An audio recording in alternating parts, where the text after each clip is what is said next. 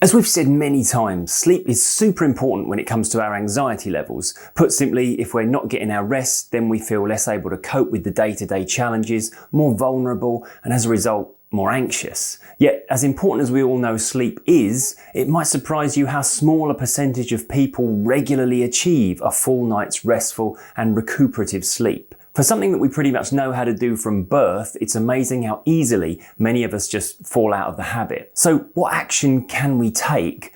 What can we actually do to improve our sleep and reduce anxiety? In this video, I'm going to list what, in my opinion, are 3 of the most valuable measures you can take to improve your sleep.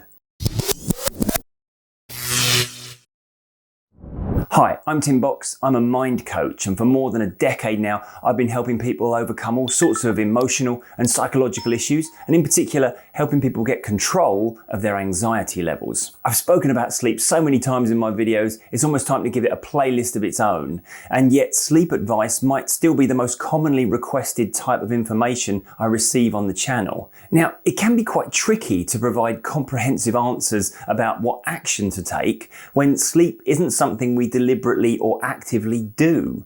Sleep is what happens when we stop doing. Getting a good night's sleep isn't about learning to sleep better, it's about eradicating the subconscious patterns of thought that currently stop you from just restfully recharging your batteries every night. It's like deliberately trying to breathe. As soon as we pay conscious attention to it, we interrupt what our subconscious was doing perfectly well already. But I was asked a question on one of my weekly live streams recently. If sleep is the job of the subconscious, is there anything we can do consciously to help it out? Well, you know what? Yes, there is. In fact, here are my top 3 things you can do today and tonight to help improve your sleep.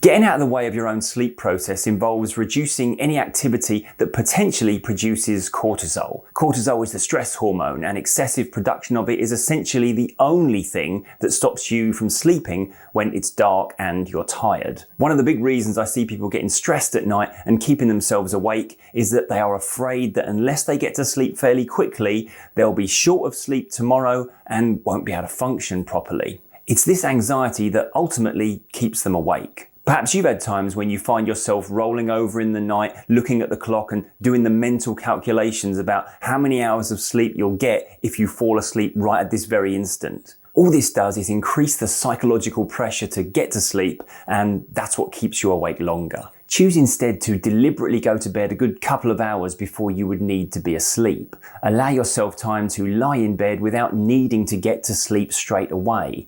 Now, the consequences of taking an hour or 2 to get to sleep aren't so severe, thus reducing our stress levels. By relaxing the time pressure, we allow sleep to occur naturally without having to try and meet any deadline.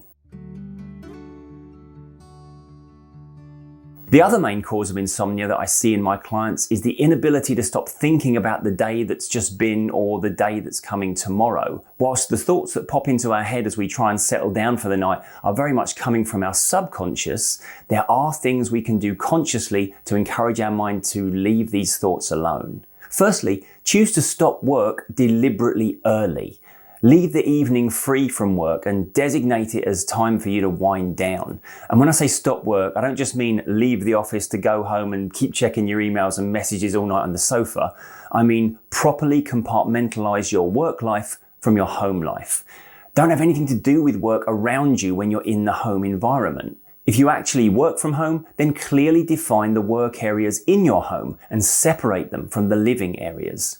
If you work and rest in the same place, then you confuse your subconscious about the purpose of that area, and potentially you anchor your work thoughts to the area where you're trying to unwind and relax. Switching off from work can be hard for many of us when we're working on something important, so the more we do to consciously and unambiguously create boundaries between work and rest, the better chance we have of being able to shut down fully when we want a good night's sleep.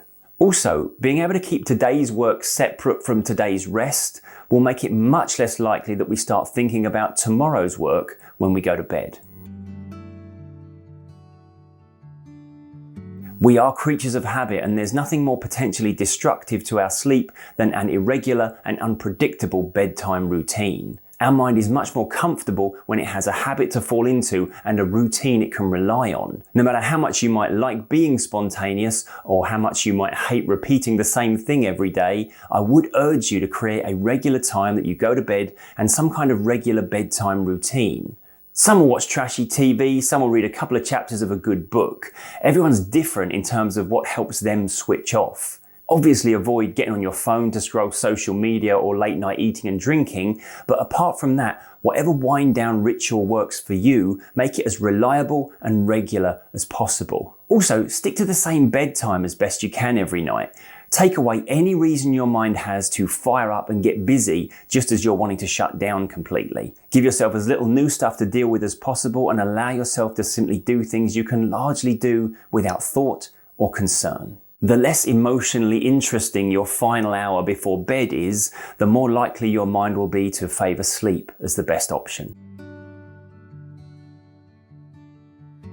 So you probably noticed that all these things are about what you do before you get into bed. But the most common question I get asked is, what on earth do we do when we close our eyes if we're now used to just laying there unable to fall unconscious? What can we actually do at that moment to get to sleep?